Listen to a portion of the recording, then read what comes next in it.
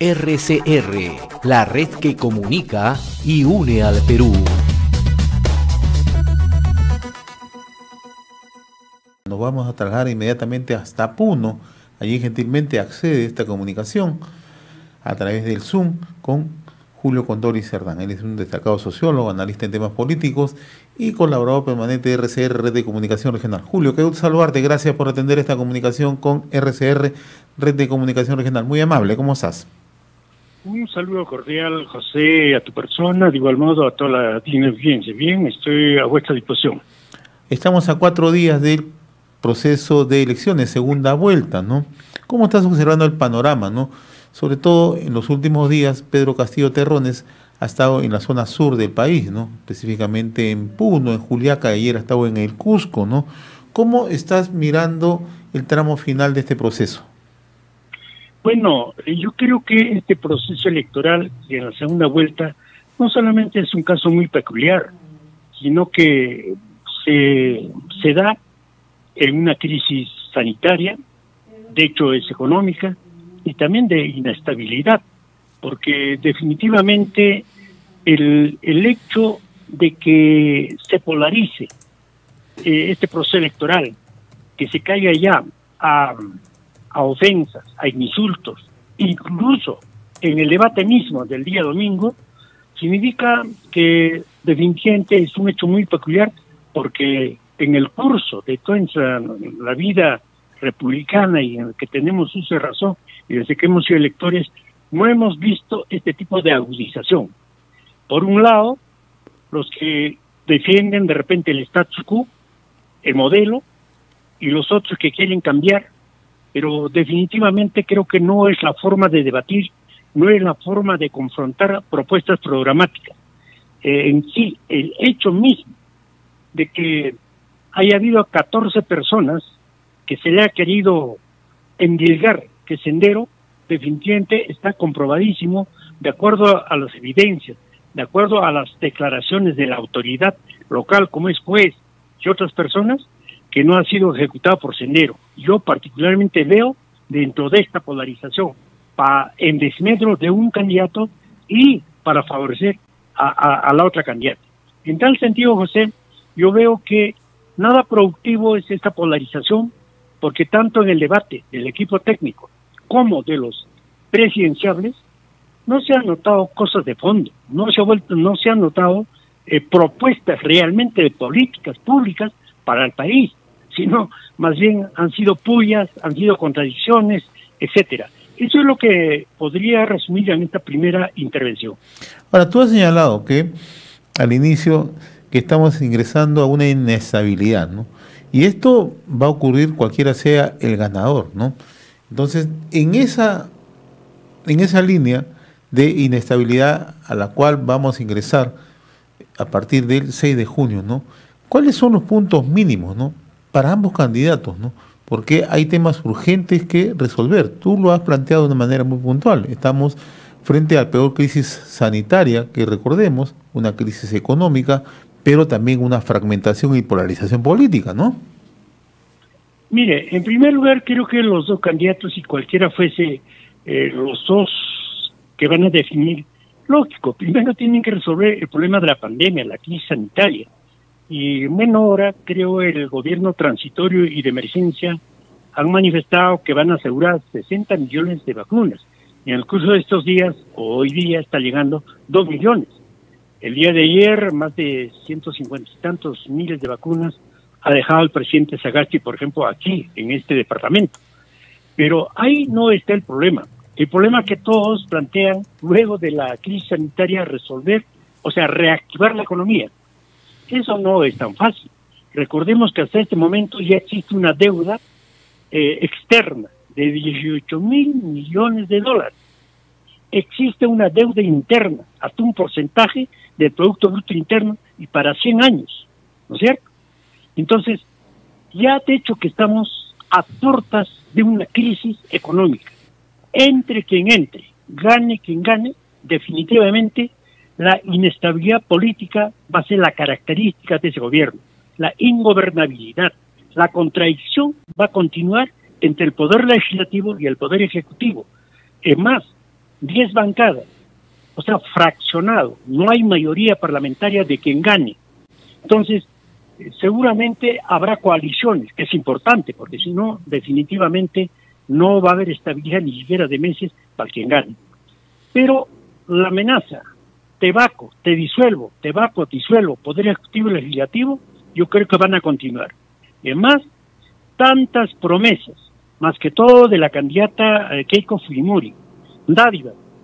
Ojo, los economistas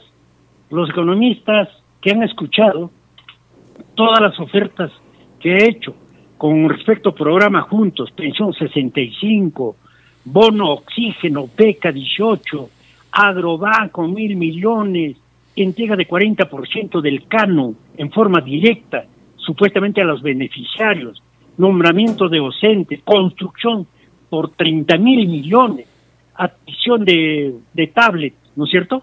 Todo eso han sumado 17.000 millones, que significaría el 3% del Producto Bruto Interno.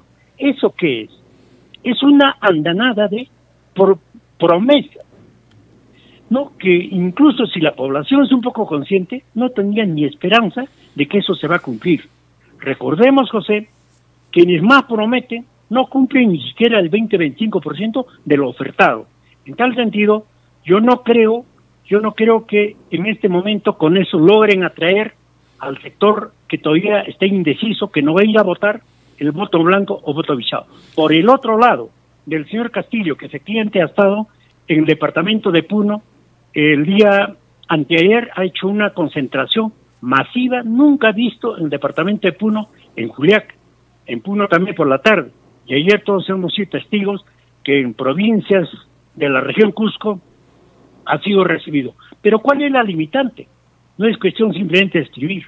Definitivamente hay desconocimiento de políticas públicas, no hay experiencia en gestión pública, entonces, y eso se ha notado en el debate mismo. Si por un lado ha habido ofertas millonarias, ofertas 1.000 para la población, por otro lado existe desconocimiento de políticas públicas. En tal sentido, yo pienso y concluyo esta parte. Es una pena que el pueblo peruano no tenga cultura política y haya podido elegir al peor de la derecha y al peor de la izquierda. Particularmente nosotros no vamos a apoyar a ninguno de los dos, porque hemos dicho, si un ciudadano es digno, su voto también tiene que ser digno. En tal sentido, yo, José, yo no voy a apoyar a ninguna de las dos candidatas. Concurriré a las elecciones como ciudadano, porque es un deber, ¿cierto? Como yo, muchos también seguramente harán, porque nadie convence con tantas promesas, y es más, si representan a la corrupción, si representan prácticamente a unos sectores del statu quo que se sienten amenazados de perder sus privilegios, y representan el poder económico, y por otro lado la improvisación, que el mismo poder económico le dio en una primera parte, en la primera vuelta, acceso para que el señor Castillo avance, y cuando quisieron habitar ya no pudieron. El problema central ha sido liquidar a Verónica Mendoza, y ahí están los resultados. Ahora, como sociólogo, como científico social, naturalmente trazas un escenario bastante complejo, ¿no?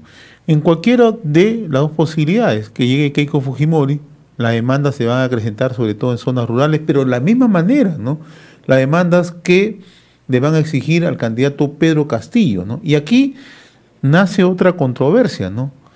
¿Cómo reactivamos una economía donde la gente lo que quiere pues, fundamentalmente es generación de empleo, ¿no? Y no en el mediano plazo, ¿no? Sino en el corto plazo, ¿no?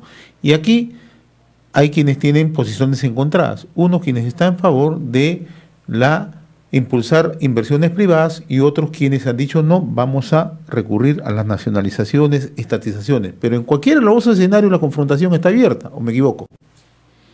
Mira, José, yo creo que coincidimos. La primera tarea de cualquiera de los dos debe ser crear fuentes de trabajo, aunque sea temporales. Eso es reactivar la economía. Pero si estamos con dádivas, si estamos simplemente con políticas de asistencialistas, delincuente al hambriento le estamos regalando pescado. Hay un proverbio chino que dice, al hambriento no le regales pescado, sino enséñale a pescar. ¿Y qué es lo que hemos escuchado en los llamados debates? Incluso del llamado equipo técnico, a ambos bandos, ¿no? Improvisados, de momento. Yo recuerdo simplemente lo siguiente: por ejemplo, de todos los asesores técnicos del señor Castillo, será pues la vicepresidenta propio, uno. Todos los demás han sido convocados a última hora. Ahora, en el lado de la señora Keiko Fujimori, voy a mencionar los nombres. Fernando Raspillosi, antifujimorista, ex ministro del Interior de Toledo. ¿Oportunismo o escamaleón político? Uno. Carlos Bruce, que ha estado al servicio de todos los gobiernos, también fue antifujimorista, hoy asesor. El señor Carranza, ex ministro de Economía aprista, convocado a última hora. El señor Nano García, ex izquierdista de otras tiendas, etcétera, hoy fujimorista. Y así, o sea, ambos equipos técnicos no tienen la solvencia moral y política, ni tampoco el nivel. De repente Carranza ha planteado propuestas neoliberales de status quo, pero igual es el que ha planteado aumentar, duplicar los montos para pensión 65, duplicar el número de beneficiarios programas juntos, etcétera, etcétera. Entonces, el problema es lo siguiente: coincidimos que los dos candidatos lo que debieron hacer es decir cómo van a generar empleo, aunque sea temporal, y no asistencialismo, y no dádiva. Es más, el presupuesto de la República está en función a la presión tributaria, a la recaudación, y en el Perú apenas pasa 14 puntos y tantos %. Yo me pregunto, ¿de dónde van a sacar el presupuesto para poder cumplir todas estas ofertas? ¿Acaso no es deuda externa? ¿Quiere endeudar el país? Y cuando plantea el señor Carranza, y lo propio ha vuelto a repetir la señora Keiko Fujimori, de que sería justamente ampliando la base tributaria, pero ¿en base a qué? A impuestos que van a afectar directamente a la población. ¿Y dónde están todas las exoneraciones a las agroexportaciones, a las empresas mineras, a los casinos y tragamonedas, a las universidades privadas que no pagan prácticamente nada, ni de las importaciones, o sea, los aranceles, la banca privada, las instituciones religiosas, y la elusión y evasión tributaria no ha sido mencionado siquiera por los candidatos ni por el equipo técnico? Y esto definitivamente desmoraliza a cualquier ciudadano. O sea, no hay signos de que quien gane pueda reactivar la economía y pueda traer beneficios para la población peruana.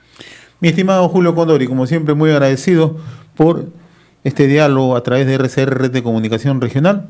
Con seguridad vamos a seguir conversando, ¿no?, más adelante sobre lo que va a significar ya la elección el próximo domingo, ¿no?, y el escenario o los escenarios que se puedan presentar hacia adelante. Como siempre, un fuerte abrazo, mi estimado Julio.